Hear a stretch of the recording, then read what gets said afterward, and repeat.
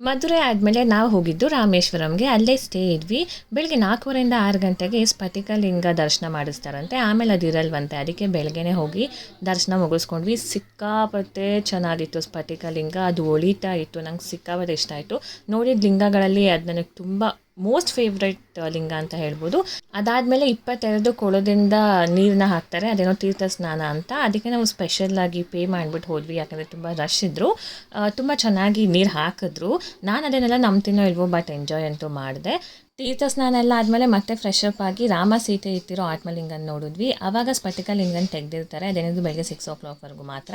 ಅದಾದಮೇಲೆ ಆಂಜನೇಯ ಇಟ್ಟಿರೋ ಆತ್ಮಲಿಂಗನೂ ಅದೇ ದೇವಸ್ಥಾನದಲ್ಲಿದೆ. ನೋಡಿಕೊಂಡು ಶಾಪಿಂಗ್ ಮಾಡಿಕೊಂಡು ಮಧ್ಯಾಹ್ನ ಊಟ ಮಾಡಿದ್ವಿ.